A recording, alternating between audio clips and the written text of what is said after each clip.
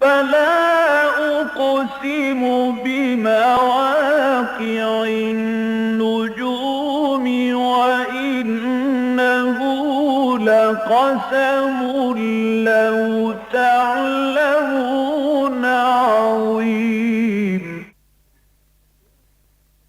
إنه لقرآن كريم في كتاب مكنون لا يمسه إلا المطهرون تنزيل من رب العالمين.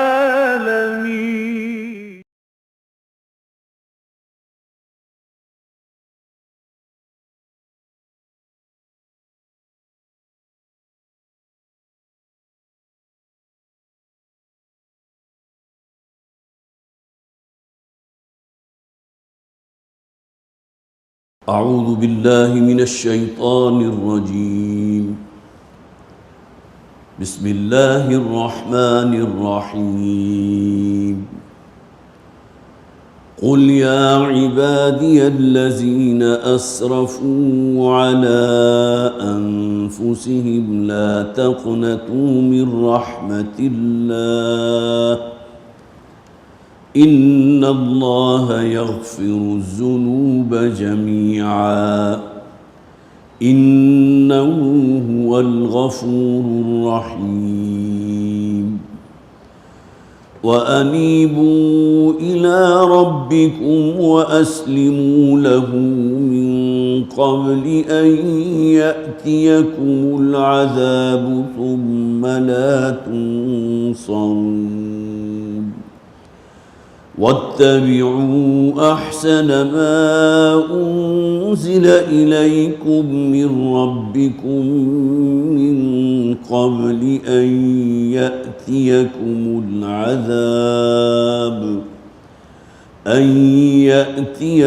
العذاب بغتة وأنتم لا تشعرون.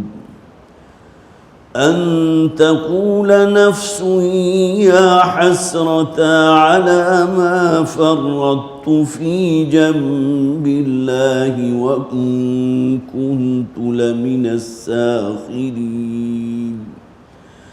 أو تقول لو أن الله هداني لكنت من المتقين. أو تقول حين ترى العذاب لو أن لي كرة فأكون من المحسنين. بلى قد جاءتك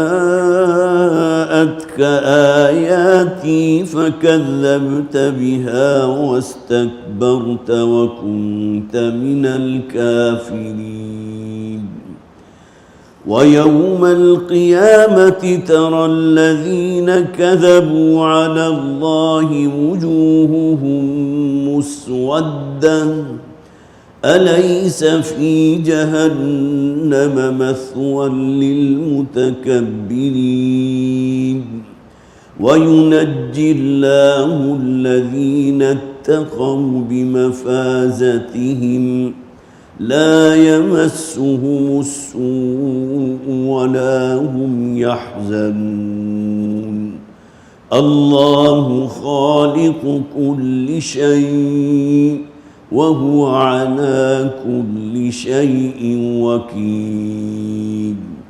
له مقاليد السماوات والأرض والذين كفروا بآيات الله أولئك هم الخاسرون.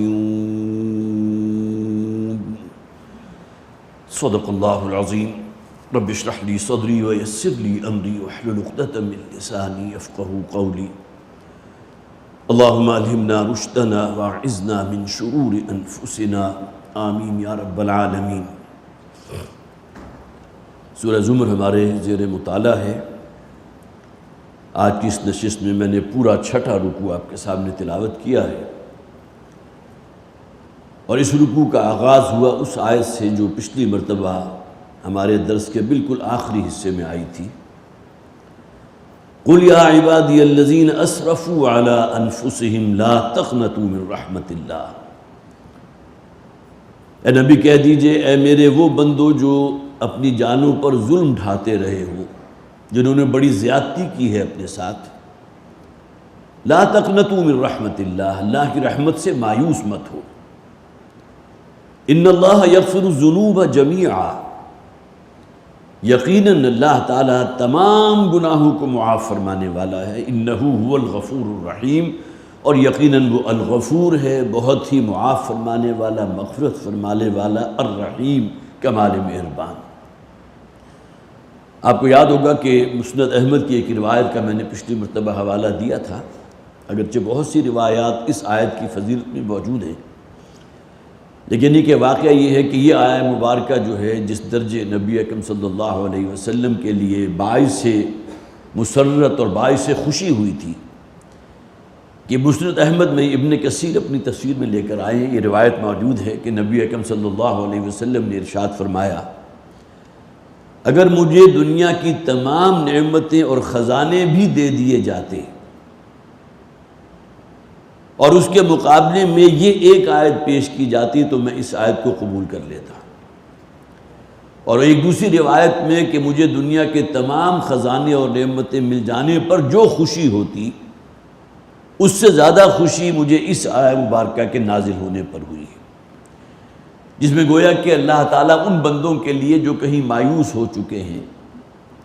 اور اسی ضمن میں میں نے ایک اور روایت بھی آپ کو سنائی تھی، بخاری میں موجود ہے کتاب التفسیر کے اندر، جس میں یہ واقعہ بیان کیا گیا کہ مکہ کے گرد و نواح میں رہنے والے کچھ قبائل تھے جن کے چند لوگ حضور کی خدمت میں حاضر ہوئے تھے، اور آ کر انہوں نے عرض کیا تھا کہ ہم نے سنا ہے کہ آپ جس دین کے دعوے دار ہیں یا جو بات آپ کر رہے ہیں، تو اس میں یہ بات بھی موجود ہے کہ پچھلی زندگی کے گناہ خواہ کتنے ہی کیوں نہ ہوں اللہ معاف کر دے گا۔ اس پر انہوں نے تفصیل بیان کی اپنے بارے میں کہ ہم میں سے تمام لوگ جو اس وقت حضور کے پاس آئے تھے، کئی قتل کیے ہم نے، بڑی کثرت کے ساتھ ہم نے زنا کیا، اور وہ تمام گناہ کیا وہ عیب کے جو آپ سمجھ سکتے ہیں ہمارے اندر موجود ہیں، ظلم بھی کرتے رہے، حق تلفی بھی کرتے رہے، ناانصافی بھی کرتے رہے، تو کیا آپ کا دین جو ہے اس جانب رہنمائی کرتا ہے کہ ہمارے ان تمام گناہوں کو جو ہم نے کیا ہے، قتل انسانی، اس سے بڑا گناہ تو کوئی نہیں، اور زنا، بکثرت زنا کرنے والے۔ تو نبی اکرم صلی اللہ علیہ وسلم نے تھوڑا سا توقف فرمایا اور پھر اس بات میں جواب دیا، اور ایک روایت میں تو اس آیت مبارکہ کی شان نزول میں یہ واقعہ موجود ہے کہ عین اسی وقت یہ آیت نازل ہوئی ہے، قُلْ يَا عِبَادِيَ الَّذِينَ أَسْرَفُوا عَلَىٰ أَنفُسِهِمْ، اے نبی کہہ دیجئے ان لوگوں سے جو آپ کے سامنے آ کر اعتراف کر رہے ہیں، جنہوں نے اپنی جانوں پر بڑا ظلم ڈھایا، بڑی زیادتی کی ہے، لا تقنطوا من رحمت اللہ، اللہ کی رحمت سے مایوس نہ ہو۔ اب گویا کہ یہ وہ اتنی بڑی بلیسنگ ہے، اتنی بڑی خوشی کی بات ہے، اور وہ حضور کی جو حدیث میں نے آپ کو سنائی، دنیا و ما فیہا کی تمام نعمتیں بھی مل جاتی تو مجھے اتنی خوشی حاصل نہ ہوتی جتنی خوشی اس آیت مبارکہ کے نزول پر حاصل ہوئی ہے۔ اسی طرح ایک اور روایت میں نے آپ کو سنائی تھی، صرف اس کا اعادہ کر کے انشاءاللہ ہم آگے چلائیں گے۔ یہ مسند احمد میں موجود ہے، اور حضرت ابو ایوب انصاری رضی اللہ تعالیٰ عنہ راوی ہیں، اور واقعاتی پس منظر یہ ہے کہ آپ کی زندگی کا چراغ جو ہے وہ گل ہونے کے قریب تھا، مرض موت میں آپ مبتلا تھے، تو آپ نے ایک دن چند لوگوں کو جو آپ کے قریب موجود تھے انہیں جمع کیا، اور انہیں کہا کہ آج میں تمہیں ایک ایسی حدیث سنانے چلا ہوں جو آج تک میں نے کبھی بیان نہیں کی۔ اب ظاہر چشم تصور میں آپ دیکھ سکتے ہیں کہ تمام لوگ جو ہے بالکل ہمتاً متوجہ ہو گئے ہوں گے، پوری طرح بات سننے کے لیے بےتاب ہوں گے کہ وہ کون سی حدیث ہے۔ تو اس پر پھر حضرت ابو ایوب انصاری رضی اللہ تعالیٰ عنہ نے فرمایا کہ میں نے نبی اکرم صلی اللہ علیہ وسلم سے سنا کہ اگر انسان گناہ نہ کرتا تو اللہ تعالیٰ فرماتے ہیں میں ایک ایسی مخلوق پیدا کرتا جو گناہ کرتے اور گناہ کرتے اور گناہ کرتے، اور اس میں اس حد تک یہ ہے کہ زمین و آسمان اس گناہ سے بھر جاتے، اور پھر وہ مخلوق میرے سامنے توبہ کرتی، عاجزی اور زاری اور ندامت اور پشیمانی کے ساتھ متوجہ ہوتی، تو میں ان تمام گناہوں کو معاف کر دیتا۔ اب یہ حدیث حضرت ابو ایوب انصاری رضی اللہ تعالیٰ عنہ گویا کہ اس وقت سنا رہے ہیں جبکہ جیسا کہ میں نے عرض کیا مرض موت میں تھے، اور اس کے بعد پھر ان کا انتقال بھی ہو گیا۔ تو قل یا عبادی الذین اسرفوا علی انفسہم لا تقنطوا من رحمت اللہ، نبی کہہ دیجئے اے میرے وہ بندو جنہوں نے اپنی جانوں کے ساتھ بڑا ظلم کیا، زیادتی کی ہے، اللہ کی رحمت سے مایوس نہ ہو، آس نہ توڑو، اس لیے کہ اللہ تعالیٰ تو تمام گناہوں کو معاف فرما دے گا۔ انہ هو الغفور الرحیم، یقیناً وہ غفور اور رحیم ہے۔ لیکن یہ توبہ پھر توبۃ النصوح ہونی چاہیے، یہ ایک بڑی کڑی شرط ہے۔ وہ توبہ کے جس کا قرآن میں جگہ جگہ ذکر موجود ہے، الا من تاب وآمن وعمل عملا صالحا، اس توبہ کے بعد زندگی میں ایک تبدیلی نظر آنی چاہیے۔ جن چیزوں کو وہ حرام چیزوں کو اس نے اپنے لیے حلال اور جائز قرار دیا تھا، ان سے مجتنب ہو۔ وَأَنِيبُوا إِلَىٰ رَبِّكُمْ وَأَسْلِمُوا لَهُ مِنْ قَبْلِ أَنْ يَأْتِيَكُمُ الْعَذَابُ ثُمَّ لَا تُنصَرُونَ، اور رجوع کرو، پلٹو اپنے رب کی طرف اور اس کی فرما برداری اختیار کرو۔ وہ ہے کہ جہاں اللہ کی رحمت کی یہ جو ہے وہ امید ہے، مایوس نہ ہو اللہ کی رحمت سے، وہی شرط یہ ہے کہ اس میں لازمی تقاضا اس کا یہ ہوگا کہ اللہ کی طرف رجوع کرو، پلٹو۔ تابہ یتوبو، انابہ ینوبو، یہ دونوں کے دونوں جو ہیں اسی معنی میں استعمال ہوتے ہیں، رجوع کرنا، پلٹنا، متوجہ ہونا اللہ کے حضور توبہ کے ساتھ، عاجزی اور زاری کے ساتھ۔ وَأَسْلِمُوا لَهُ، اور اس کے سامنے سر تسلیم خم کر دو، اس کے ہر حکم کے سامنے۔ اسلام جو ہے پوری زندگی سے تعبیر ہے، ادخلوا فی السلم کافہ، اسلام میں داخل ہونا ہے تو پورے کے پورے سموچے داخل ہونا۔ یہ نہیں ہو کہ زندگی کے ایک شعبے میں تو اللہ کا حکم مانا جا رہا ہو، اس کا حکم سر آنکھوں پر ہو، سر تسلیم خم کیا جا رہا ہو، اور زندگی کا ایک بہت بڑا دائرہ کار وہ ہو جہاں اللہ کے حکم سے کوئی سروکار ہی نہیں ہے، حدود اللہ کو، شریعت کے احکامات کو پاؤں تلے روندا جا رہا ہے۔ یہ اسلام نہیں ہے۔ اسلام تو افتؤمنون ببعض الکتاب وتکفرون ببعض، سورہ بقرہ کے اندر یہ آیت جو ہے بار بار اس کا حوالہ ہوتا ہے، کیا تم ہماری کتاب اور ایک شریعت کے ایک حصے کو مانتے ہو؟ مراد کیا ہے؟ اس پر عمل کرتے ہو، اور ہماری ہی دی ہوئی شریعت کے ایک حصے کو تم پاؤں تلے رونتے ہو، چھوڑ دیتے ہو، اس کا کفر کرتے ہو۔ تو سوائے اس کے کوئی بدلہ اور سزا نہیں ہے ایسے لوگوں کی، سوائے اس کے کہ الا خزی فی الحیات الدنیا، کے دنیا کی زندگی میں رسوائی، اور جسے آپ کہیے ذلت ان کا مقدر قرار دے دی جائے۔ وَيَوْمَ الْقِيَامَةِ يُرَدُّونَ إِلَىٰ أَشَدِّ الْعَذَابِ، اور قیامت کے دن شدید ترین عذاب میں جھونکے جائے۔ تو وَأَسْلِمُوا لَهُ کے معنی کیا ہے؟ پوری زندگی میں اللہ کی اطاعت اختیار کرو، اللہ کی فرما برداری اختیار کرو۔ من قبل ان یاتیکم العذاب، اس سے پہلے کہ عذاب تم پر آ دھمکے۔ یہ دنیاوی عذاب بھی مراد ہو سکتی ہے، اور آخرت میں عذاب جہنم تم اپنی آنکھوں سے دیکھ لو، ثم لا تنصرون، اور پھر تمہاری کہیں سے کوئی مدد نہیں ہوگی۔ اس سے پہلے وہ مضمون ہم پڑھ چکے ہیں کہ ان لوگوں کو بڑا تکیہ اور بڑا غرہ تھا کہ ہم فرشتوں کو اللہ کی بیٹیاں مانتے ہیں اور ان کے نام پر بڑے چڑھاوے چڑھاتے ہیں، ان کے سامنے جو ہے ان کی مورتیاں بنا کر انہیں سجدہ کرتے ہیں، تو یہ ہماری شفاعت کریں گے اللہ کے ہاں۔ وہاں خاص طور پر کیا کہا گیا؟ قل للہ الشفاعۃ جمیعا، اے نبی کہہ دیجئے شفاعت وہ تو صرف اللہ کے اختیار میں ہے، کس کے لیے شفاعت کی جائے گی اور کس کو شفاعت کا اذن ملے گا، یہ دونوں شرائط اللہ کے ہاتھ میں ہیں۔ تو ثم لا تنصرون، پھر کہیں سے کوئی مدد نہیں ہوگی، کوئی شفیع نہیں ہوگا، کوئی سفارشی نہیں ہوگا۔ واتبعوا احسن ما انزل الیکم من ربکم، اب یہ دیکھیں یہاں تیسرا تقاضا ہے، اللہ کی رحمت قطعا مایوس نہ ہو، شرط کیا ہے؟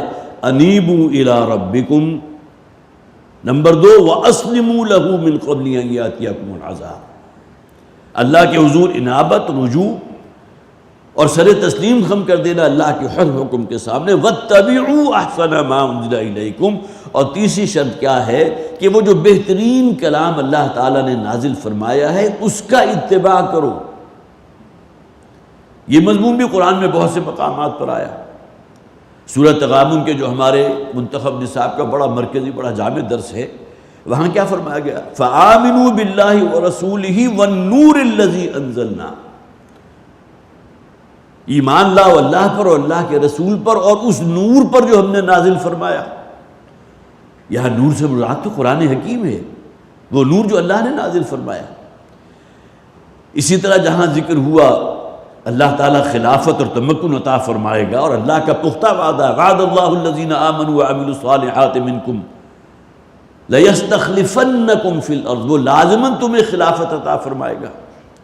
وہیں آخر میں کیا فرمایا گیا؟ اسی بات کا ذکر کیا گیا، فَالَّذِينَ آمَنُوا بِهِ وَعَزَّرُوهُ وَنَصَرُوهُ، جو لوگ بھی ایمان لائیں گے ہمارے رسول پر اور پھر ان کی عزت اور توقیر کریں گے، ان کے مددگار بنیں گے، وَاتَّبَعُوا النُّورَ الَّذِي أُنزِلَ مَعَهُ، اور اتباع کریں گے اس نور کا جو ہم نے ان کے ساتھ نازل کیا۔ یہاں نور سے مراد قرآن حکیم ہے، اتباع کس کا؟ قرآن حکیم کا۔ وہی بات یہاں تیسرے درجے میں آ رہی ہے۔ تیسری شرط کیا ہے؟ وَاتَّبِعُوا أَحْسَنَ مَا أُنزِلَ إِلَيْكُمْ، اور اتباع کرو اس بہترین شے کا جو اللہ نے تمہارے لیے نازل فرما دی، قرآن حکیم۔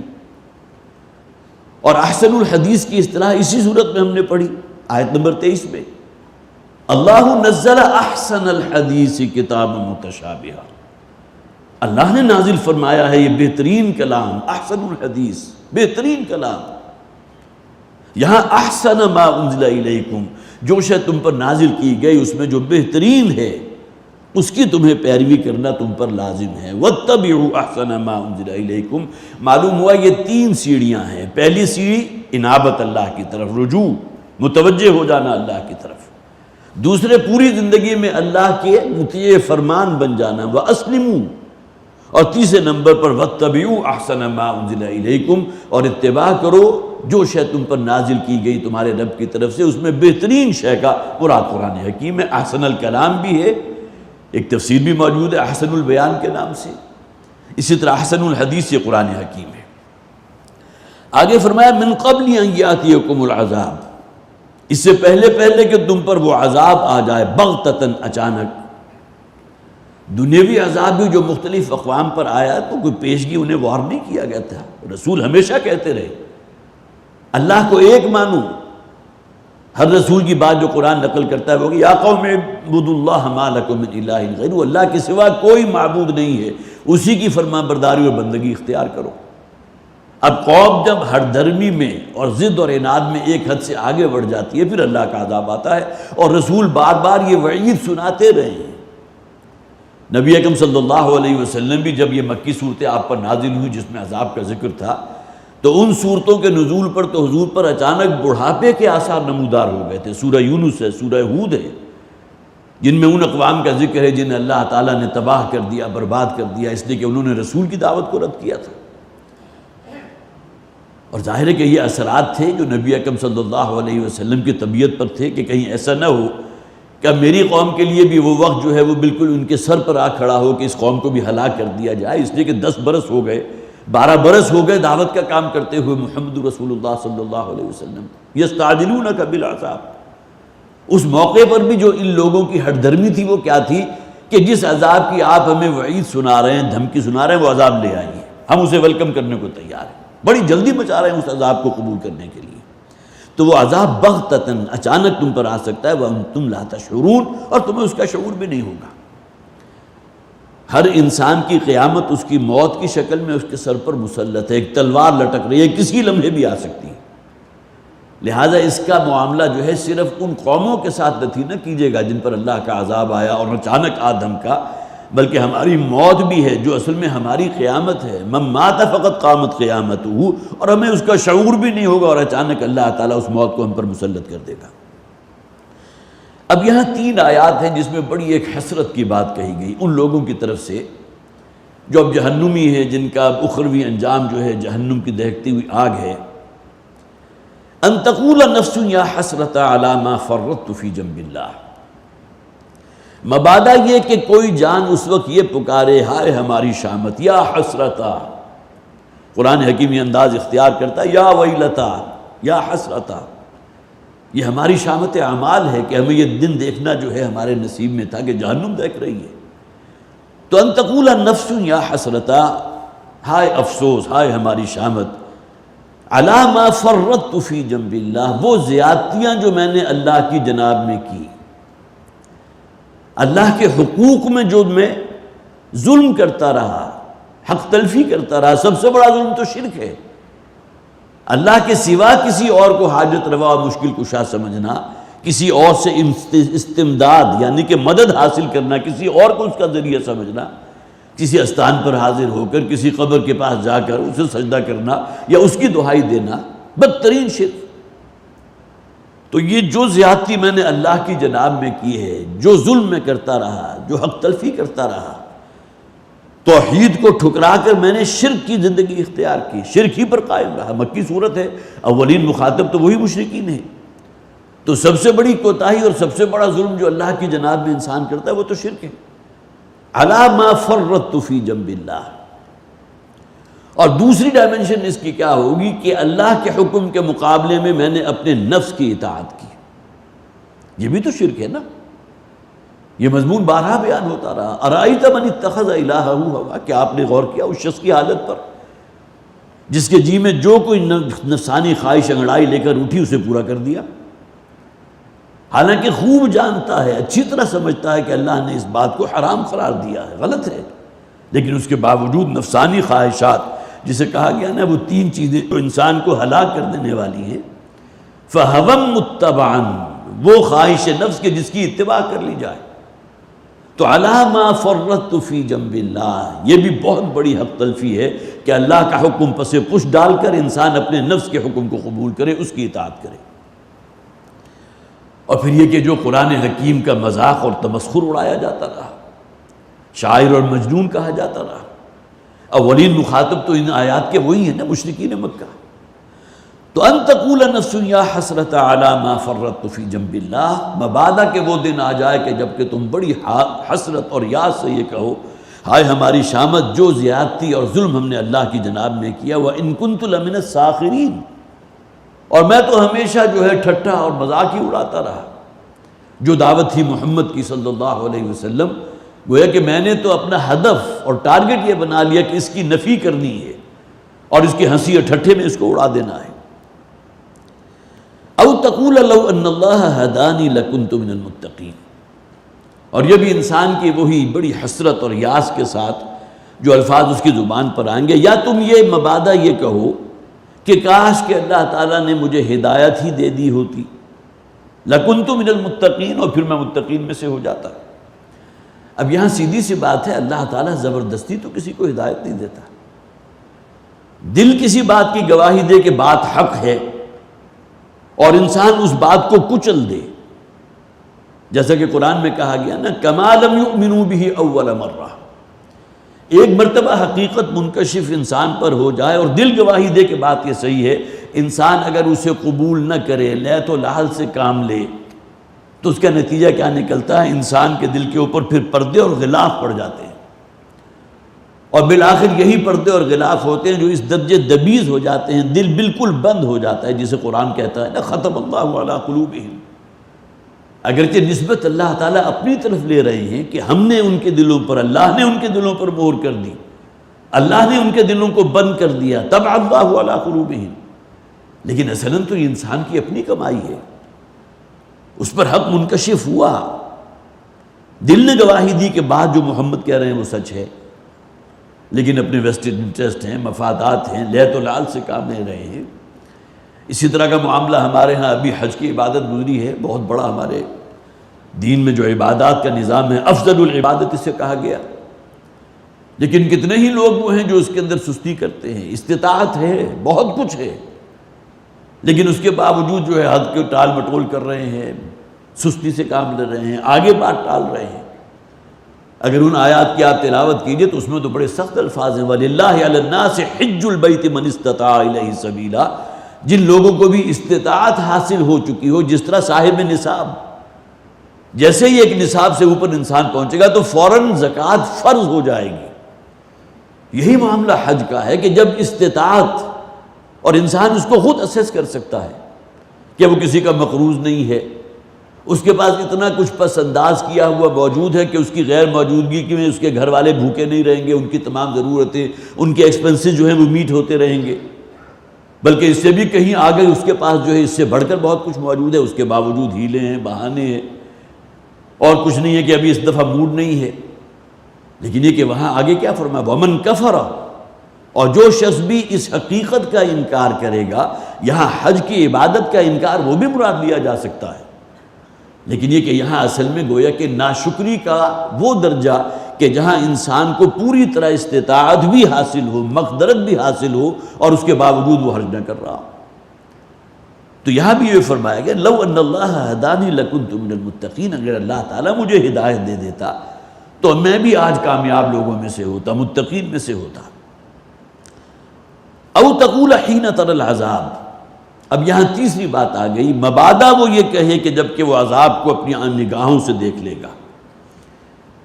یہاں بھی دونوں عذاب جو ہے مراد ہو سکتے ہیں، وہ عذاب جو اللہ تعالیٰ آسمان سے بھیجتا رہا مختلف اقوام پر، اس لیے کہ اب توبہ کا دروازہ بند کر دیا جاتا، اللہ کی سنت ہے، یا یہ کہ موت کا جب غرغرہ شروع ہو جائے تب بھی توبہ کا دروازہ بند۔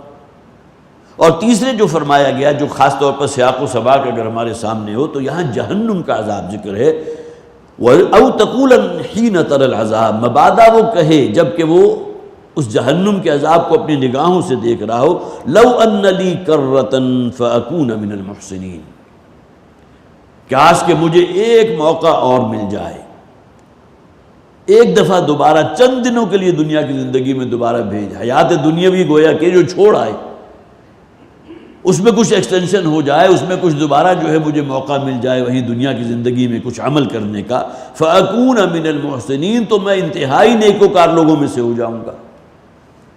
اب یہ دیکھیے تین سٹیجز میں، ان تقولا، ان تقولا، او تقولا، جس دن جہنم کو سامنے دیکھو گے تو یہ مختلف جو ہے کہ تعبیرات ہیں جو سامنے آئیں گی۔ ان تقول نفس یا حسرت علی ما فرطت فی جنب اللہ، بڑی حسرت سے انسان کہے گا کاش کہ میں نے اللہ کے حقوق کو ادا کیا ہوتا۔ یہاں اس میں یہ نہ سمجھیے کہ حقوق العباد کی کوئی نفی ہو رہی ہے، حقوق العباد اپنی جگہ انتہائی جسے آپ کہیے اہم ہے، بلکہ حقوق اللہ کے معاملے میں تو اللہ تعالیٰ معاف فرما دے گا، غفور اور رحیم ہے، لیکن حقوق العباد کے معاملے میں کوئی معافی اللہ کی طرف سے نہیں، واضح احادیث موجود ہے۔ اور دوسرے نمبر او تقول لو ان اللہ ہدانی، یا یہ کہ تم یہ کہو کہ کاش کہ اللہ نے مجھے ہدایت دی ہوتی اور میں متقین میں سے ہو جاتا۔ او تقول حین تری العذاب، یا تم یہ کہو کہ کاش کہ مجھے ایک موقع اور فراہم کر دیا جائے، فاکون من المحسنین، اور میں انتہائی نیکوکار لوگوں میں سے ہو جاؤں۔ یہ مضمون بھی قرآن حکیم میں بہت سے مقامات پر، سورہ فرقان آیت نمبر 28 وہ ہم پڑھ چکے ہیں، فرمایا تھا یا لیتنی لم اتخذ فلانا خلیلا، کاش کہ میں نے فلاں شخص کو اپنا دوست نہ بنایا ہوتا۔ اب یہ بھی تو حسرت ہے نا انسان کی کہ فلاں شخص کی صحبت تھی نوجوانی میں، جس کے ساتھ دوستی کا بندھن بڑا مضبوط ہو گیا، اب وہ مجھے لے کر جن کجراہوں پر چلا ہے، جس گمراہی کے رستوں پر میں جو ہے اس کے پیچھے چلتا رہا، کاش کہ وہ اس دوست کو میں نے اپنا دوست نہ بنایا ہوتا۔ یا لیتنی لم اتخذ فلانا خلیلا، فلاں شخص کو میں نے اپنا دوست نہ بنایا ہوتا، اس لیے کہ دوستی بھی تو انسان کو بالآخر تباہی اور ہلاکت تک لے جاتی ہے نا۔ اخروی تباہی اور ہلاکت تو ہے اپنی جگہ، لیکن اس دنیا میں بھی تباہی اور بربادی مقدر بن جاتی ہے۔ وہی جو کہا گیا نا کہ تم نیک اور صالح لوگوں کی معیت اختیار کرو، کونوا مع الصادقین، کونوا مع الصالحین، تمہارے دوستوں میں، تمہارے حلقہ احباب کے اندر وہ لوگ ہونے چاہیے جو اللہ والے ہوں، اللہ سے ڈرنے والے ہوں، شریعت کی پاسداری کرنے والے ہوں۔ تو ان سین چینلز ہوتے ہیں کہ اس صحبت کی وجہ سے بھی انسان کے اوپر اثرات مترتب ہوتے ہیں۔ نیک لوگوں کی، اللہ والوں کی صحبت اختیار کیجئے، آپ کے اندر للہیت پیدا ہوگی، خشیت پیدا ہوگی، ان سین چینلز ہیں۔ اور اس کے بالکل برعکس بھی ہے، بدکاروں کی اور فاسقوں کی اور فاجروں کی صحبت میں اگر آپ وقت گزاریں گے تو یہاں بھی وہی ان سین چینل ہیں کہ اپنے اثرات جو ہیں وہ آپ کے اوپر مترتب ہوتے رہیں گے۔ جیسا کہ قرآن میں بھی صحابہ کرام کو بھی منع کیا گیا نا، منافقین کے پاس نہ بیٹھا کرو، یہ بڑا استہزاء بھی اڑاتے ہیں، تمسخر بھی کرتے ہیں، پھر اشارے کنایوں میں ایسی باتیں کرتے ہیں، اگر ان کی معیت میں، ان کی صحبت میں زیادہ بیٹھو گے تو یہ اثرات تمہارے اوپر بھی مترتب ہوتے چلے جائیں گے، لہذا منع کر دیا گیا صحابہ کرام کو۔ تو او تقول حین تری العذاب لو ان لی کرۃ، کاش کہ مجھے ایک موقع اور فراہم کر دیا جائے، فاکون من المحسنین، اور میں بہت ہی محسنین میں سے، احسان کرنے والوں میں سے ہو جاؤں۔ بلا، کیوں نہیں، قد جاءتک آیاتی، اب یہاں وہ دلیل ہے جو اللہ تعالیٰ کی طرف سے پیش کی جا رہی ہے، تمہارے پاس تو ہماری آیات، قرآنی آیات بھی، اور جو پہلی اقوام تھی تو جو معجزات وہ نبی اور رسول لے کر آئے وہ بھی اسی میں آ گئے۔ قد جاءت کا آیاتی، میری آیات، میری روشن دلائل، میرے معجزات تم تک پہنچے، فکذبت بہا، اور تم نے ان کو جھٹلا دیا۔ اصل پاؤں کی بیڑی کیا تھی؟ اپنا وہی آبائی دین جو چلا آ رہا ہے اسے چھوڑنے کو تیار نہیں۔ اور یہ آج بھی آپ دیکھ لیجئے کہ آپ کو یہ مثالیں مل جائیں گی۔ مسلکن اگر کوئی شخص فرض کیجئے کسی ایک خاص مسلک سے متعلق ہے تو بہت ہی انگلیوں پر گنے جانے والے لوگ ہوں گے جو اس مسلک کو ترک کر کے کسی اور مسلک کو اختیار کریں، ورنہ جو مسلک چلا آ رہا ہے آباء و اجداد کا، اعزا و اقارب کا، اسی کے اوپر قائم رہتے ہیں۔ تو اسی طرح جو دین چلا آ رہا تھا، جو اپنے تئیں سمجھتے تھے کہ دین ابراہیمی ہے، تو ان کے لیے کیسے ممکن تھا کہ اس کو چھوڑ دیتے؟ فَكَذَّبْتَ بِهَا، آیات کو جھٹلا دیا، معجزات کا انکار کیا، وَاسْتَكْبَرْتَ، اور سب سے بڑی بیماری جو انسان میں ہے وہ استکبار ہے۔ اس سے بڑا تکبر کیا ہوگا کہ اللہ کے حکم، اپنا خالق، اپنا مالک، تمہارا رب، تمہاری ہر احتیاج کو پورا کرنے والا، بجائے یہ کہ اس کے لیے شکر گزاری کی روش اختیار کرو، اس کے احکامات کو اگر پاؤں تلے روندا جا رہا ہو تو اس سے بڑا تکبر اور استکبار کیا ہوگا؟ جیسے کہا گیا نا کہ میری عبادت سے استکبار کرنے والے، میری بندگی اور میری غلامی اختیار کرنے میں بڑے متکبر ہیں، میرے احکامات کو پاؤں تلے رونتے ہیں، یہ استکبار ہے۔ اور یہ کبر اور غرور اور گھمنڈ جو اللہ تعالیٰ کو انتہائی ناپسند ہے۔ تو چارج ان کے اوپر کیا ہے؟ فَكَذَّبْتَ بِهَا، ان آیات کی تم نے تکذیب کی، رسولوں کی دعوت کو ٹھکرایا، جھٹلایا، وَاسْتَكْبَرْتَ، اور استکبار کیا، گھمنڈ اور غرور میں مبتلا ہو گئے، وَكُنْتَ مِنَ الْكَافِرِينَ، اور نتیجہ کیا نکلا؟ بالآخر انکار کرنے والوں میں سے رہے۔ وَيَوْمَ الْقِيَامَةِ تَرَى الَّذِينَ كَذَبُوا عَلَى وُجُوهِهِمْ مُسْوَدَّةً، اور قیامت کے دن تم دیکھو گے ان لوگوں کو کہ جنہوں نے اللہ پر بڑے بڑے جھوٹ باندھے تھے، اللہ کی حق تلفی کی تھی، شرک سب سے بڑا ظلم، سب سے بڑا جھوٹ۔ وجوہہم مسودہ، ان کے چہرے اس دن ہوں گے بالکل سیاہ۔ ہمارے ہاں بھی عام طور پر یہ استعمال ہوتا ہے کہ جھوٹے کا منہ کالا، یہاں بھی جھوٹ کا ذکر ہے نا، کذبوا۔ ایک تو ہے انسانی معاملات کے اندر جھوٹ بولنا، ایک اللہ کے معاملے میں جھوٹ بولنا۔ بازی باریش بابا ہم بازی، کسی اور کے ساتھ اگر آپ مذاق کر رہے ہیں، اپنے ہمجولیوں کے ساتھ، اپنے ایج میٹس کے ساتھ، تو بات دوسری ہے۔ بزرگوں کی اگر پگڑیاں اچھالنے لگے، ان کی داڑھی کھینچنے لگے، تو یہ تو ناقابل معافی جرم ہے۔ تو جھوٹ کا معاملہ انسانوں کے آپس کے بین الانسانی معاملات میں بھی لعنت اللہ علی الکاذبین، اللہ کی لعنت ہوتی ہے ایسے لوگوں پر، کجا یہ کہ اللہ پر جھوٹ باندھا جا رہا ہو۔ کذبوا علی اللہ، جو اللہ پر جھوٹ باندھتے رہے، اللہ کی آیات کا انکار کرتے رہے، رسولوں کا استہزاء کرتے رہے، قیامت کا انکار کرتے رہے، اللہ کے لیے بیٹیاں یا بیٹے تصنیف کر دیے۔ یہ تمام چیزیں ہیں جو افتراء میں آتی ہیں، جھوٹ باندھنا اللہ کی طرف۔ اور ان کا انجام کیا ہوگا؟ وجوہہم مسودہ، ان کے چہرے بالکل سیاہ ہوں گے اس دن۔ یوم القیامہ کا ذکر پہلے ہو چکا، وَيَوْمَ الْقِيَامَةِ تَرَى الَّذِينَ كَذَبُوا عَلَى اللَّهِ وُجُوهُهُمْ مسودہ۔ یہ مضمون جو ہے بڑی وضاحت کے ساتھ سورہ آل عمران میں بیان ہو چکا، صرف وہ آیات ان کا ترجمہ میں آپ کے سامنے رکھ دوں۔ قیامت کا نقشہ کھینچا گیا، یوم تبیض وجوہ وتسود وجوہ، وہ دن کے جس دن چند چہرے وہ ہوں گے جو بڑے سفید ہوں گے، چمکدار، دمکتے ہوئے چہرے، شاداں فرحاں چہرے، وتسود وجوہ، اور کچھ چہرے ہوں گے کملائے ہوئے، پشمردہ، سیاہ چہرے۔ فَأَمَّا الَّذِينَ اسْوَدَّتْ وُجُوهُهُمْ، بس وہ لوگ کہ جن کے چہرے اس دن سیاہ ہوں گے، بالکل کملائے ہوئے، بے رونق چہرے ہوں گے، لٹکے ہوئے چہرے، اَكَفَرْتُمْ بَعْدَ ایمانکم، یہاں نوٹ کیجئے، کیا تم نے ایمان لانے کے بعد کفر کیا؟ اب یہاں صرف وہ مرتدین مراد نہیں ہیں، دل نے گواہی دی کے بعد سچ ہے، اور اس کے باوجود جو ہے وہی جو پاؤں کی بیڑیاں بنی ہیں اپنے مفادات، ویسٹڈ انٹرسٹ، لہذا کفر کے اوپر جمے رہے، اسی پر اڑے رہے۔ اکفرتم بعد ایمانکم فذوقوا العذاب بما کنتم تکفرون، تو اب یہ عذاب ہے جہنم کا جو تمہارے سامنے ہے، اب اس کا مزہ چکھو۔ یہ انجام کن لوگوں کا ہے؟ فَأَمَّا الَّذِينَ اسْوَدَّتْ وُجُوهُهُمْ، وہ لوگ کہ جن کے چہرے اس دن سیاہ ہو چکے ہوں گے. وَأَمَّا الَّذِينَ ابْيَضَّتْ وُجُوهُهُمْ، اگلی آیت میں آیا، اور وہ لوگ کہ جن کے چہرے اس دن دمک رہے ہوں گے، چمک رہے ہوں گے، شاد و فرحاں، کھلے ہوئے چہرے، سفید چہرے. فَفِي رَحْمَةِ اللَّهِ، وہ ہوں گے اس دن اللہ کی رحمت میں. اللہم ربنا اجعلنا منہم. اب یہ رحمت اللہ کی جو نور، جیسا کہ قرآن کہتا ہے نا کہ اللہ تعالیٰ نور عطا فرمائے گا، جو ان کے چہروں کو بھی منور کرے گا، ان کے سامنے جو ہے پل صراط کا جو بڑا مشکل مرحلہ ہے اس میں بھی ان کی رہنمائی کرے گا، ان کے لیے روشنی فراہم کرے گا، ان کے داہنی طرف بھی نیک اعمال کا نور بھی موجود ہوگا. وَأَمَّا الَّذِينَ ابْيَضَّتْ وُجُوهُهُمْ، پس وہ لوگ کہ جن کے چہرے اس دن بڑے چمکدار ہوں گے، سفید چہروں کے مالک ہوں گے، فَفِي رَحْمَةِ اللَّهِ هُمْ فِيهَا خَالِدُونَ، وہ ہوں گے اللہ کی رحمت میں اور اس میں رہیں گے ہمیشہ ہمیش کے لیے. اور اسی مضمون کو قرآن میں اور بھی بہت سے مقامات پر بیان کیا گیا. سورہ قیامہ، وجوہ یومئذ ناظرۃ الی ربہا ناظرہ، وہ چہرے کے جو اس دن بڑے تر و تازہ چہرے ہوں گے، بڑے کھلے ہوئے سرسبز چہرے، اپنے رب کی رحمت کی امید لیے ہوئے.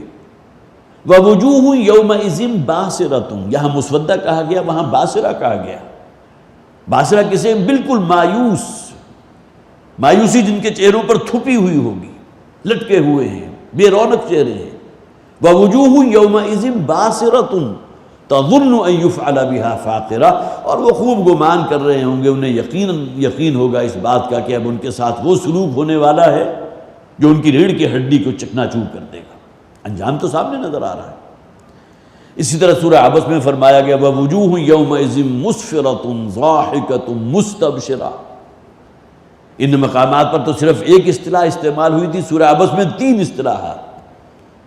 وَوُجُوهٌ يَوْمَئِذٍ مُسْفِرَةٌ، مسکراتے ہوئے چہرے، ہنستے ہوئے چہرے. ضَاحِكَةٌ، بہت ہی شاد و فرحاں، خوشی سے کھلے ہوئے چہرے. مستبشرہ، وہ چہرے کے جو گویا کہ بڑی خوشخبری کی امید لیے ہوئے. اب یہاں 3 اصطلاحات آ گئی، لیکن گویا کہ قیامت کے دن کا جو ذکر کیا جا رہا ہے تو اب یضت وجوہہم، اسودت وجوہہم بھی آ گیا. یہاں جو فرمایا گیا علی وجوہہم مسودہ، وہ بالکل سیاہ چہرے ہوں گے. اور اسی طرح پھر جو 3 اصطلاحات یہاں آئی ہیں ووجوہ یومئذ مسفرۃ ضاحکۃ مستبشرہ، اور اس کے مقابل میں ووجوہ یومئذ علیہا غبرۃ ترہقھا قطرہ، غبار آلود، تھکے ہوئے، مضمحل، جسے آپ کہیے کہ وہ چہرہ کہ جس کے اوپر کہیں کوئی مایوسی نہیں ہے، بالکل مایوس زدہ چہرے جس کے کہیں رحمت کی امید نہیں ہے.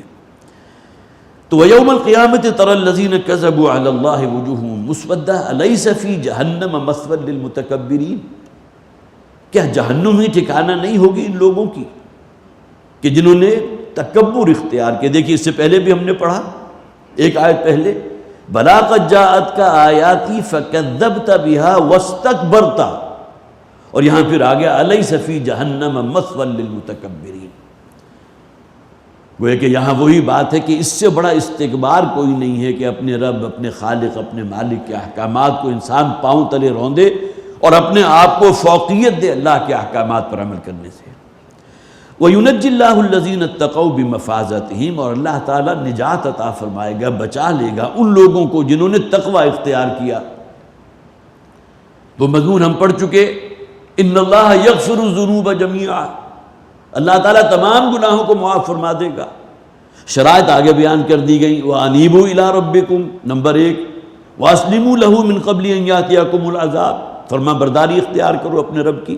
اور نمبر 3، وَاتَّبِعُوا أَحْسَنَ مَا أُنزِلَ إِلَيْكُمْ، اور اتباع کرو اس کلام کا جو اللہ نے نازل کیا ہے، اس میں بہترین انداز میں ان احکامات کی تعمیل کرو. یہاں فرمایا وَيُنَجِّ اللَّهُ الَّذِينَ اتَّقَوْا بِمَفَازَتِهِمْ، اللہ تعالیٰ انہیں کامیابی، فوز و فلاح تک پہنچا دے گا جو ان کے بچاؤ کی جگہ ہے. وہ جنت جو ان کے لیے تیار کی ہے ان کے تقوی کی وجہ سے، اور بچا لے گا اللہ تعالیٰ انہیں اس سے وہ جو جہنم کا عذاب ہے. لا يمسهم السوء ولا هم يحزنون، نہ تو انہیں کوئی تکلیف یا مضرت اس دن پہنچے گی اور نہ ہی کسی غم کے اندر مبتلا ہوں گے.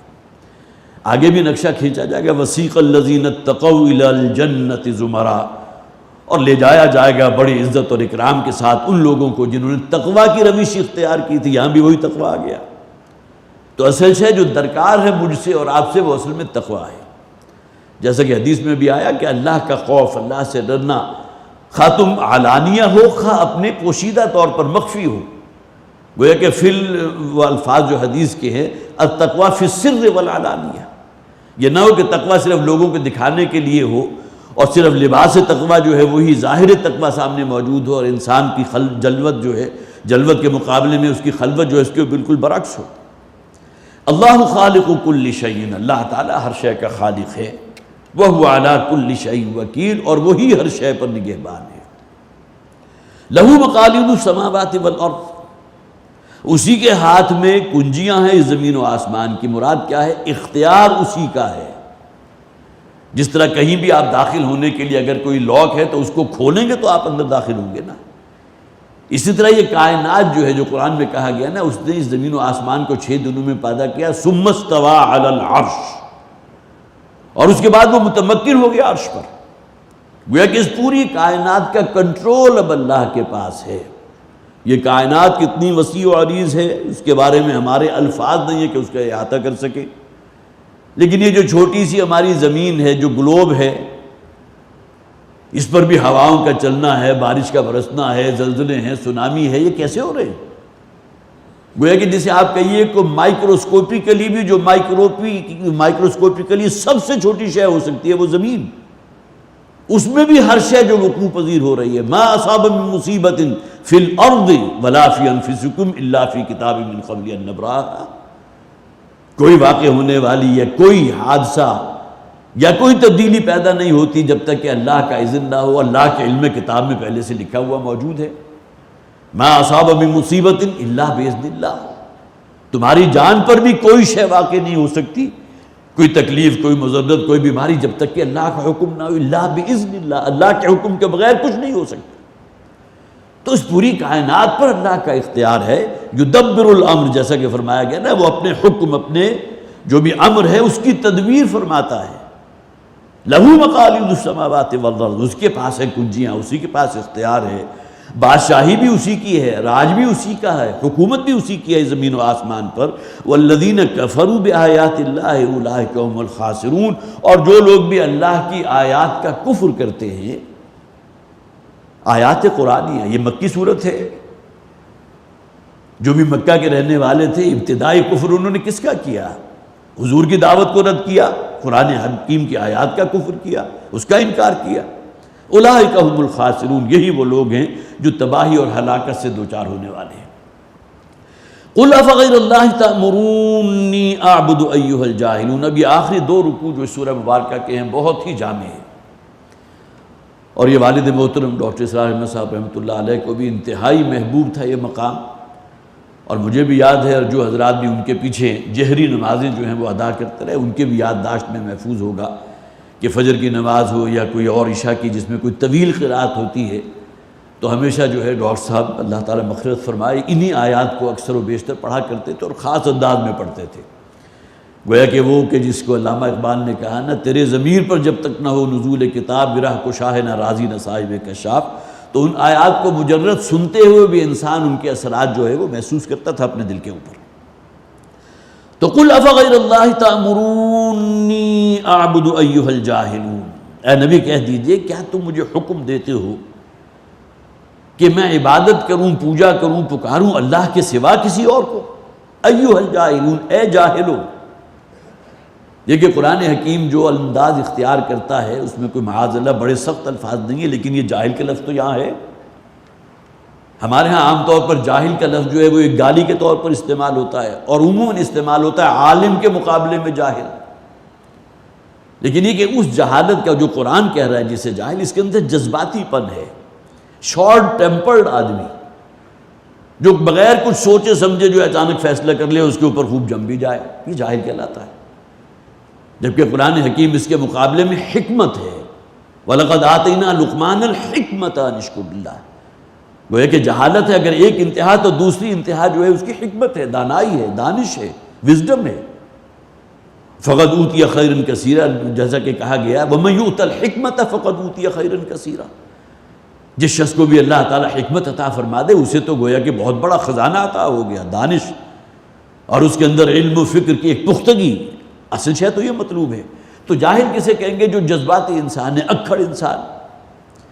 تو ایھا الجاہلون، اے جاہلو، کیا تم مجھے حکم دیتے ہو؟ دیکھیں تامرونی کا لفظ یہاں آیا، لیکن یہ تین اس کی ڈائمنشنز ہیں۔ ایک تو حکم دینا، ظاہر ہے کہ وہ مکہ والے حضور کو حکمن تو نہیں کہہ رہے تھے، یہ الگ بات ہے کہ انہوں نے حضور کی دعوت کی نفی کی تھی، لیکن یہ کہ حضور کو حکم دینا اس بات کا کہ تم اللہ کے سوا کسی اور کو مانو۔ جو بھی پیروکار تھے نبی اکرم صلی اللہ علیہ وسلم، ان کے لیے انہوں نے دنیا کی زندگی اس کو جہنم بنا دیا تھا، شدید ترین پرسیکیوشن۔ تو حکم دینا بھی مراد ہے، مشورہ دینا بھی مراد ہے، دباؤ ڈالنا، پریشرائز کرنا، ٹیمپٹیشنز ہیں، لالچ ہیں، اور گویا کہ یہ پیش کر کے ٹیمپٹیشنز دے کر جو ہے اس دعوت کی، جسے آپ کہیے وہ عزم اور وہ جو کوہ گراں حضور کا تھا، اس کے اندر کوئی تزلزل پیدا کرنا۔ تو کیا تم چاہتے ہو کہ میں اللہ کے سوا اور کسی کو اپنا رب مانوں، کسی اور کی پوجا کروں، کسی اور کی بندگی اختیار کروں؟ وَلَقَدْ أُوحِيَ إِلَيْكَ وَإِلَى الَّذِينَ مِن قَبْلِكَ، درا حالانکہ تمہاری طرف بھی یہ بات وحی کر دی گئی اس قرآن میں، اور تم سے پہلے اللہ نے جو صحیفے نازل کیے اس میں بھی یہی بات موجود تھی، لَإِنْ أَشْرَكْتَ لَيَحْبَطَنَّ عَمَلُكَ، کہ اگر تم نے شرک کیا تو تمہارے تمام اعمال، یہاں اعمال سے مراد نیکیاں ہیں۔ ہر انسان کے اندر گویا کہ ایک خواہش موجود ہوتی ہے، اندر ضمیر تو ہے نا، خواہ کتنی ہی حرام خوری کر رہا ہو، لیکن یہ کہ کچھ نہ کچھ اس نے رستہ رکھا ہوتا ہے اللہ کو خوش کرنے کے لیے بھی، کوئی مسجد کو چندہ دے دیا، کہیں کوئی اے سی لگوا دیے، کوئی جو ہے خیرات خانہ کھول دیا، کہیں کسی کے لیے کوئی سرائے تعمیر کر دی، کوئی پانی کی سبیل لگا دی۔ یہ انسان اپنی جو حص اندر موجود ہے، ضمیر جو اسے کاٹتا ہے اس اپنی حرام خوری کے اوپر، اور پھر یہ کہ غلط کاموں کے اوپر، اس کو سلانے کے لیے جو ہے انسان اس قسم کے کام کرتا ہے۔ تو یہ جو بھی تمہاری لَيَحْبَطَنَّ عَمَلُكَ، تمہارے وہ اعمال جنہیں تم نیکیاں سمجھتے رہے، اور سورہ حج میں یہ فرمایا گیا تھا کہ تم یہ سمجھتے ہو کہ اس مسجد کو آباد کرنا بڑی نیکی ہے، جو حاجی آتے ہیں عمرے کے لیے آ رہے ہیں ان کے لیے کوئی کھانے پینے کا بندوبست کر لینا، ان کے لیے رہائش اور سکنے کا اہتمام کرنا، یہ سمجھتے ہو بہت نیکی کا کام ہے، جبکہ تم نے اس گھر کو جو ہے شرک کی بدترین آماجگاہ بنا رکھا ہے۔ گویا کہ وہ نیکیوں کا تصور اپنا اپنا جو ہے ان لوگوں کا موجود تھا، لیکن جو بھی نیکیاں تم نے اپنے اس ضمیر کی خلش کو دبانے کے لیے کی تھی، تمام کی تمام لَيَحْبَطَنَّ عَمَلُكَ، تمام اکارت قرار دے دی جائیں گی۔ لَإِنْ أَشْرَكْتَ، اگر تم نے شرک کیا، لَيَحْبَطَنَّ عَمَلُكَ وَلَتَكُونَنَّ مِنَ الْخَاسِرِينَ، اور تم انتہائی تباہ و برباد ہونے والوں میں سے ہو جاؤ گے۔